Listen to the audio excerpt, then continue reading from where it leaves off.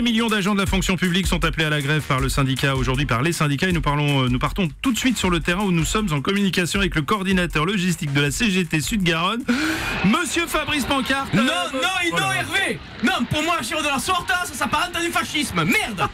On ne perce pas les saucisses avant de les faire cuire. Quand je te vois donner des coups de fourchette à ces pauvres chipons, je me dis que même Bernard Arnault, il a plus d'humanité que toi, Hervé. Non, monsieur Pancarte, vous m'entendez? Vous êtes en direct là? Oui, excusez-moi, monsieur Robles, mais les négociations entre les différents syndicats se passent très mal. À propos des revendications? Mais oui, écoutez, à la CGT, nous avons choisi de rester sur des positions classiques et fermes. Merguez, chipot, côte de porc pour les gradés.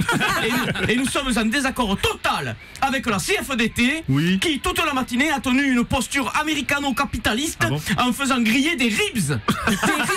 Et pourquoi pas des burgers aussi. Bon.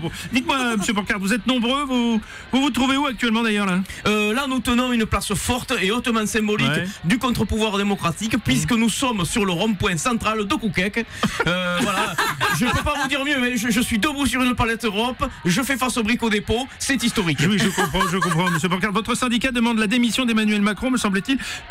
Qui voudriez-vous voir à sa place d'ailleurs? Corinne!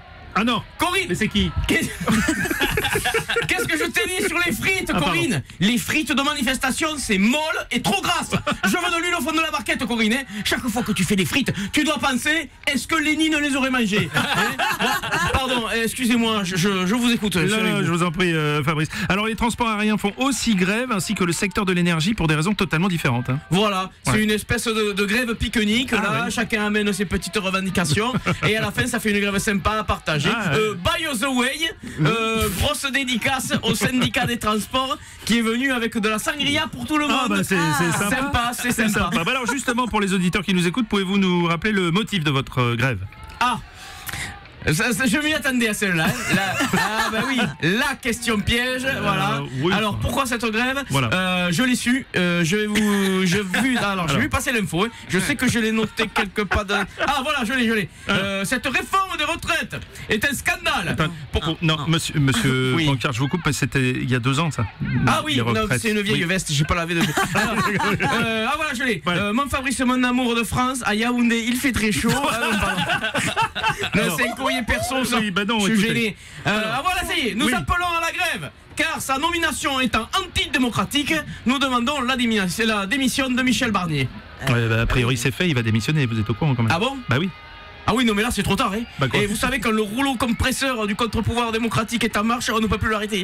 Et en plus, j'ai payé un acompte pour la tireuse à bière. Parce que comme on dit, il faut pas lâcher la pression. Bien sûr, monsieur Pancarte, bon, n'exagérez pas quand même, Fabrice, on n'est pas non plus en Corée du Nord, faut quand même pas exagérer. Peut-être qu'on n'est pas chez Kim Jong-un, mais n'oubliez pas ce que dit le dicton. La démocratie, c'est comme le barbecue.